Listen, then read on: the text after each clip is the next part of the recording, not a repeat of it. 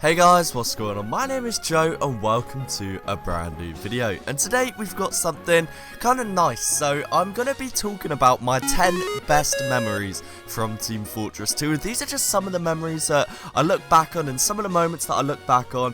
And it just makes me happy to think about, man. I've been playing this game for like between 5 and 7 years, I think. According to my mercenary badge, I picked the game up in 2013. And in that time, I've had a lot of memories, I've been around for a lot of updates, and I've experienced a lot of things within the game. And it might be nice to just look back on and kind of reflect, you know. And if you guys have any substantial or significant TF2 memories that you remember like it happened yesterday, then let me know down in the comments below. I also put out a tweet asking the exact same thing, and I might combine the tweets and the comments on this video to make like a community's favourite TF2 memories. So if you guys want to see that, let me know down in the comments and smash a like on the video. And without further ado, we can get straight into it. So my first, or most prominent memory within Team Fortress 2, as I'm sure a lot of you could guess, would be unboxing my first Unusual. And this came a lot earlier than some of you might realise. It was actually before I even had this YouTube channel. So in February 2014, on my other channel, I uploaded this absolute monstrosity of a video.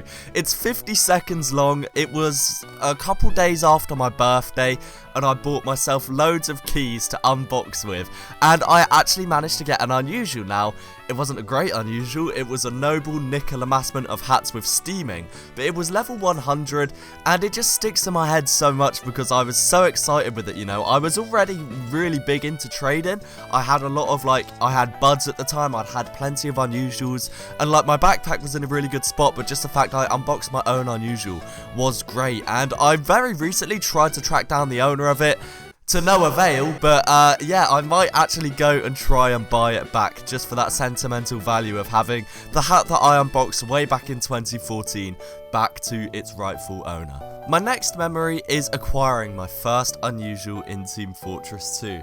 And I used to spend a lot of time in trade servers. If you go on my Steam profile and go down to the screenshot, you can literally see a screenshot here from, it must have been about 2013, and I was in a trade server. You can see in the bottom left, I have a gibbous and a bunch of free-to-play items on, and I was just fanboying at the fact these two medics had the same Unusuals. So from a very early age, I was very into the Unusual scene, and I managed to trade up to my first one, which was an Orbiting Planet Big Elfin Deal for the Scout.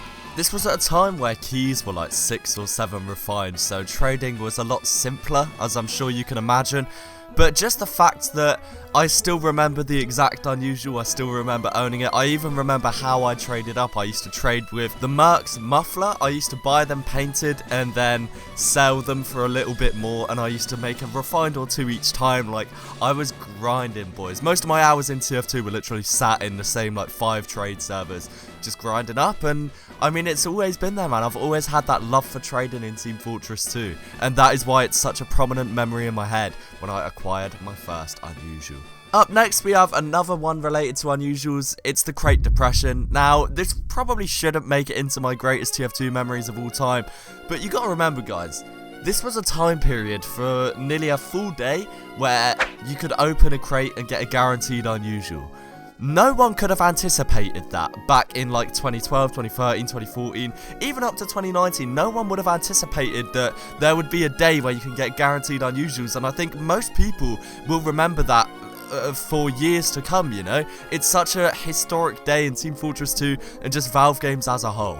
And from what I remember, the player count for Team Fortress 2 at the time raised like an all-time high. It was absolutely mental, the hype that brought to the game. I unboxed a few Unusuals from it. I'm sure you guys have probably seen by now that I unboxed a fair amount of Unusuals from that update. And I definitely think most people will look back on TF2 and remember the Crate Depression. Now, on a slightly more positive note, the Jungle Inferno update. I think the Jungle Inferno update was the most hyped time in Team Fortress 2. I remember the update was released over 3 days in 3 segments. It was announced what would be in the update, and every night I would sit refreshing the update site waiting for the patch notes for that next day. And just like the anticipation that was led over 3 days, and I'd literally be sat there refreshing the page waiting for stuff to show up, like just that whole experience for me was Team Fortress 2 at its peak. You know, so much new content was being added to the game, so many people were waiting for it, giving their feedback on what was added. There was just so many things to look forward to around that time period, and that is why it made its way into my list. I think a lot of people will agree that Jungle Inferno was one of the most hyped times in TF2, and the way they did that update by releasing it in 3 segments was fantastic in my opinion. Up next, I'm going to be talking about my first MVM tour.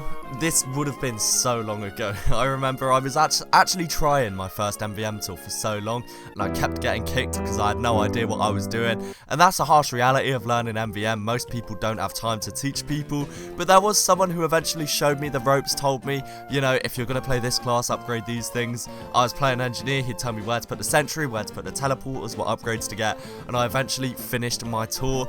And also at MVM memory that kind of correlates into the same point, so we'll call this point 5.5, is my first Australian drop. I've played about nearly 30 MVM tours, and I got an Australian Force of Nature from one of my tours. So I'm not sure if any of you guys, or many of you guys I should say, have had an MVM Australian drop, because I know they're really hard to get, but if you have, I'm sure you'll remember it, because it's one of those things that, as I said, always stays with you, and that is why it's made its way into my list. I think MVM, its prime, was very fresh to the game. It added a lot of new stuff, it added a whole new way of playing the game.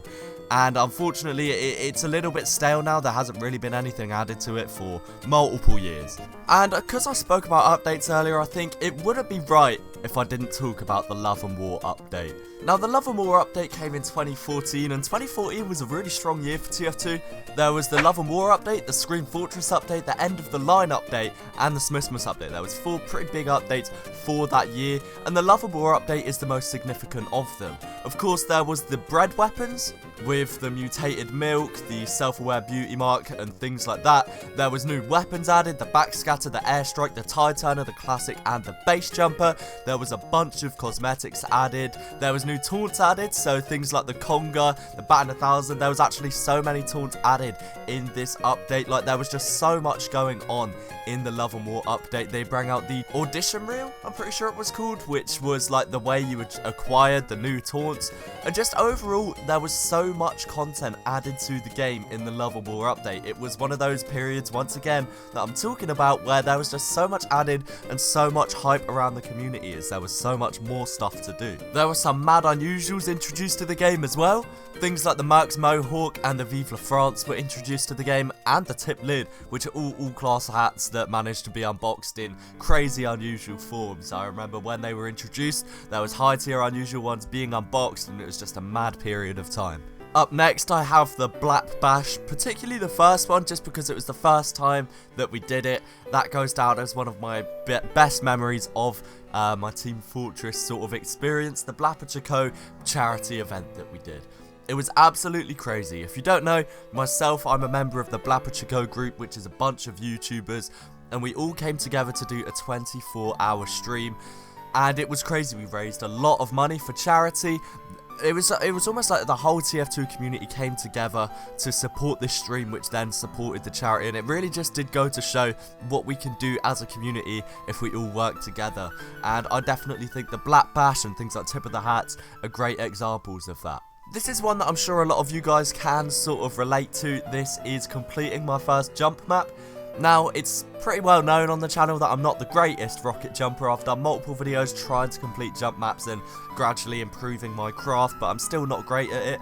But I remember the first time I completed a map, I'm pretty sure it was one of the really basic ones, one of the super easy ones, but when I completed it, I just felt this overwhelming sense of accomplishment, because I'd spent hours and hours practicing rocket jumping, and the fact I was finally able to overcome a map that a week or 2 ago I was completely unable to complete just made me feel very, very happy. This is one that I was speaking about on my stream a week or 2 ago, and it was seeing my first unusual. Now, I don't know if you guys remember, but on one of the Trade Plaza variants, there's a little room off to the side, and in little glass cabinets, it has showcases of all the unusual effects that were in the game at the time.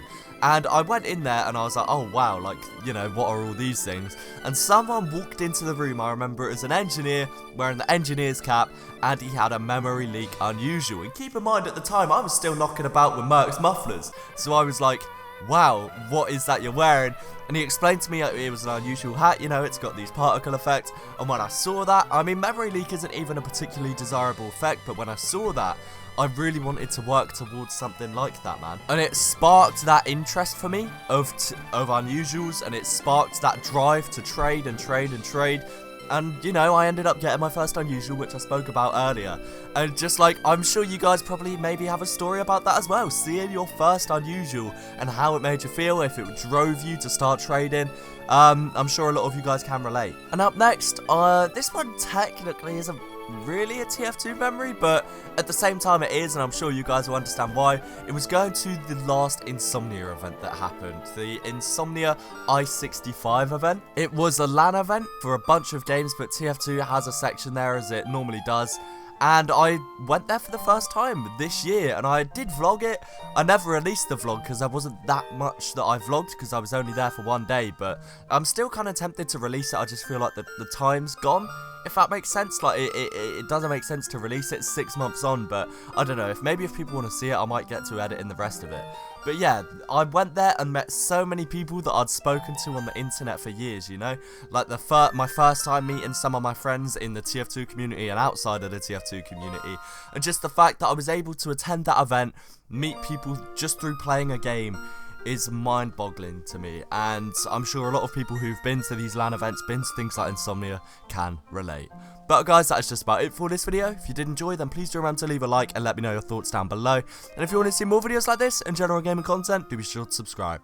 Thanks again very much for watching, guys, and peace. I clocked it, not writing sonnets, keep it close to my heart like a locket, never dishonest. High up in the stars just like a comet, I get that profit, then I do the dash just like I'm Sonic. I'm dashing out the blue so they can call me supersonic, but my eyes been super red cause we've been smoking super chronic. Got the flavors in the bag, you would think that I'm a florist, and I know that makes you mad.